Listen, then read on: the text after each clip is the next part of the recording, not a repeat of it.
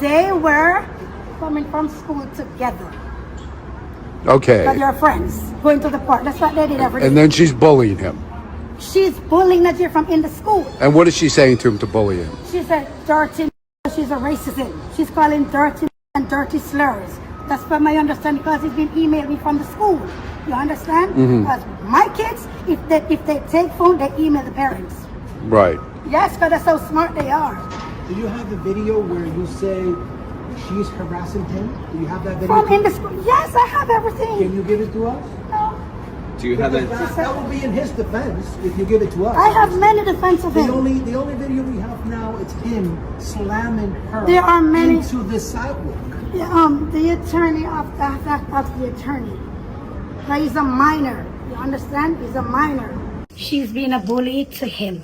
That's it. She's been a bully to him. Yes, from in the classroom of the classes what they have, and some messages what I sent to his phone from her. We learned she's been a bully to him and pushed him down, and he fell. So then he picks her up because of that and stomps on her head. That justifies that? No, they were what I learned is like they were friends. They are friends overall in general, because they go to the same school. You understand? Yeah. You 100. Listen, you classy. What you're correct about, honey, you should not be doing that. And I speak on this often. Women that fuss at their sons, they fuss, they cuss, they raise their voice, they argue at them. And I'm 100% agreeing. The boys be doing shit wrong, right? Not arguing with that. But our approach with the fussing and the cussing, you are making your son, so you're right about not doing this. You are making your son programmed to be comfortable with this as a habitual behavior. So they get grown, they become grown black men that are okay with women fussing and cussing and disrespecting them because it feels familiar to what mama did. And then some of them develop a complex if they get in a space where they could never find an emotional comfort with this. They will then go out in the world and get upset and run from any situation where they have women operating like this towards them, to where they can't even set boundaries. They have to just run. So you're, listen to what I'm saying though. You're correct about not doing that. But if you were on the same page with me, with what I'm saying about male influence, the disciplinary issues that you're having, you be expressing them to their father or your baby daddy or a male role model that can then come in and talk to them about their behavior. In our community, we have set up so many households with this single mothering shit that people feel they have no choice but to chastise and discipline their boys themselves. And this is what creates men that have issues with women. So I guess I'm saying I don't think I don't do it enough these days. Do what enough? Like, I don't have to do it that way, but just like get on them. So you getting on them should be uncomfortable talks. Has nothing to do with raising the voice. Has nothing to do with any other stuff that you used to do. So if I'm your son and I fucked up, there should be these serious talks that me and mom have where she expresses what her concern is from a positive parenting space, and she allows me to speak and gets my viewpoint, but ends it with me making sure that I understand, you know, she is a woman in a abnormal parenting situation where she is head of household, and we don't need a power struggle. Like, I understand you're a young boy growing into a man. So I'm not trying to cut you off at the nuts, castrate you, you know, emasculate you, but mom is always going to let you know X, Y, Z from a giving you game space on how we need to keep home safe and comfortable, and there will be still consequences to your actions without all that fussing and cussing. Most of us don't have the emotional maturity as a mother to do this, right? When you run a household independently, you get aggravated easily. You never spend any time, you know, get any skills on managing yourself, things like this. So you end up in a space where all you do is fuss and cuss at your boys, and it creates, you know, a lot of the issues that we have as women as we're trying to date men that come from these situations. So really, you need to have more uncomfortable conversations, and you may need to build on exactly what I think Jessica said before you, which is being a better communicator to my children. Well, we communicate well. I just think sometimes I let them run over me. Okay, so when you say we communicate well, right?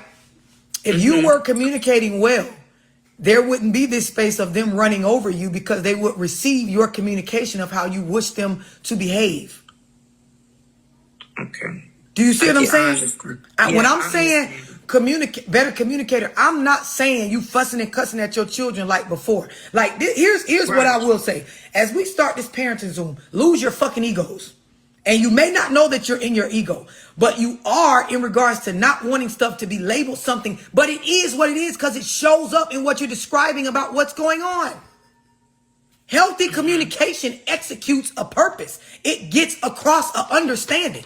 Any other communication is just talking, right? Which if the results don't equate to what we set out originally to talk for, it wasn't good. So it could be bad by yelling. It could be bad by us sitting here talking and not getting nowhere. It could be bad by, oh, we talk and there's never a compromise in the parents' favor. Still makes it bad.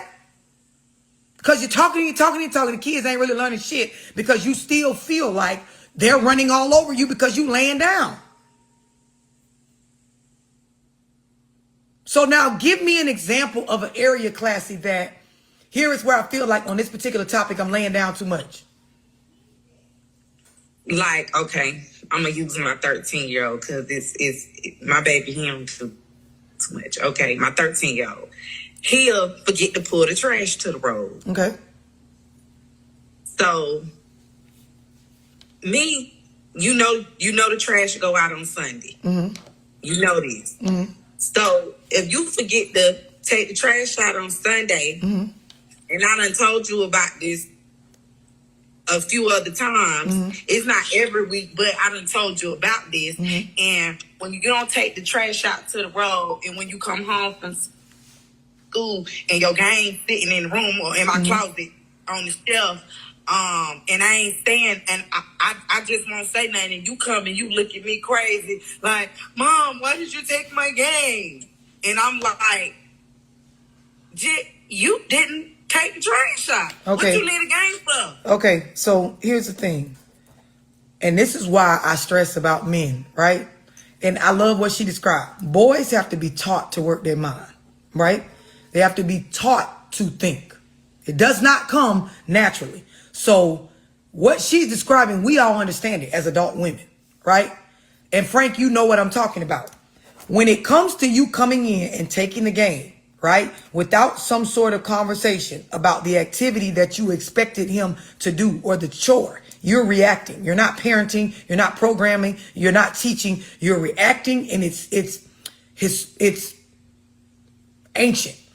Because this is how a lot of us were raised, where they tell you something a couple times, and based on this concept that you're supposed to obey and know what the fuck to do, they come in, and if you forgot, if you didn't do it, it's straight to them reacting to what was not done. And half the time, the child's mind is not in the same space as the adult. Now, when you take parenting classes that explain about the stages in the development of children's brains and how many thoughts go across their mind, it explains this. That half the time when parents think that a child is being defiant or disrespectful or insubordinate in regards to doing something they were told to do, they actually aren't. The way their brain is functioning is not lining up with the way that yours does, right? So if I'm your son and I want you to be honest, say to me what you would say. It sounds like you come in, the garbage ain't took out. You're immediately, from a parental space upset about that. And you go in, you take the game, and you don't explain to me why you're taking it. You expect me to know why you took it, correct? Yeah, if we've had this talk before, you do know. Okay, so I know from, so I want y'all to understand what I'm saying. I know of this task from you explaining it, right? As a parent, what you're trying to do is teach me and program me for this behavior to become habitual. Do you understand that? Yep. Okay, so describe to me, I'm your son, you're the mother. Describe to me, if you took a stab at having a conversation about this, what would you say? And we're going off of, you've already told me about taking out the garbage multiple times in the past. I'm your child. You come in, you take the game. Mom, why you took my game? And it goes a little something like this. Say, I want you to go. Ma, why you took my game? I'm telling you, like, Jadon, you know that you were supposed to take the trash out. Well, I forgot. Talked about When I got home, you know, I put my backpack down, I had got some food, and then I wasn't thinking about it. Can I please get my game back?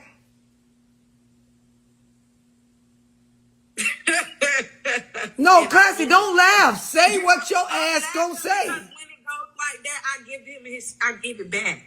Okay. And that's what I be telling you when I tell you that's when I feel like I be laying down. Okay, cool. That's when I feel like I let them run me. Okay, cool. So we're going to get into understanding, especially with boys, right? Men, especially as they develop into young adolescents, there is this space of needing to feel respected, useful, right? Mm-hmm. Respected, useful, needed, right? These go hand in hand. They're all like one and the same. So the idea is you need to have a talk with him in regards to explaining why his role as the garbage taker outer for one of his chores is important. He needs to understand the dynamic of what it does for the household. Because what it does is it takes a small task like taking out the trash and turning it into something where I have a value now on me based on contributing this to the household.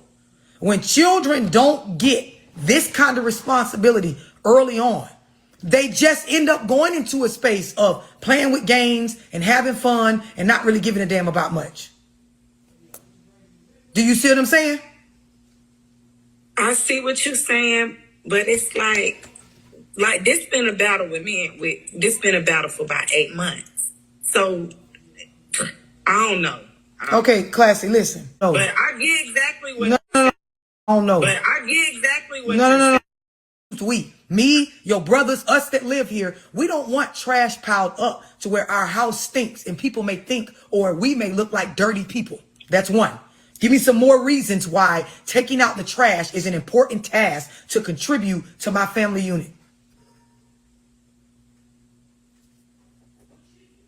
So I love the pause, right? The reason why I love the pause because it shows. No, and I like that. Can I tell you the conversation I had with my son about trash? Yep. So hold on, Frank. So here's where we have to start being accountable as parents, right? And I'm going to definitely let Frank elaborate. You have to start being real that outside of her telling her son that's what the fuck he need to do, she don't know no other reasons as to why to describe to this young man that this task is important, right? So, for example, when we talk about, okay, we don't want the garage smelling, right? The other part of it is, this is a part of things that men do, right? So when we talk about a household, if you want a woman that is feminine and not, you want a girlfriend that's going to look at you a certain way. So we can get into I'm raising my sons up to be respectable young men. Girls and women, the pretty girls, the type of women that are nurturing, the ones that will, be the type of woman that mama and daddy may want to see you marry or settle down with one day. These women like men that are chivalrous. They like men that are polite from a male space.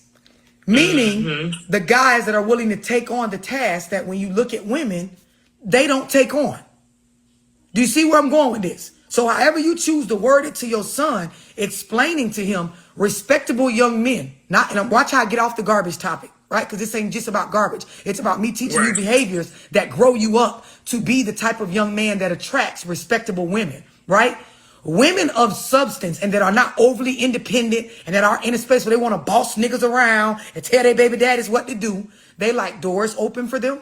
They like the trash taken out for them. They like for men to solve and fix certain things that come up from a space of heavy lifting or dirty jobs. If the toilet gets clogged up in your house when you get older and you have your own girlfriend, she's going to want you to take first stride at solving this, or at least the initiative to get with a plumber and understanding what sort of job in your bathroom needs to be done. Like, you see, I'm having a more well-rounded conversation with my son than just, oh, you got to take the garbage out because that's what you need to do. Do you see?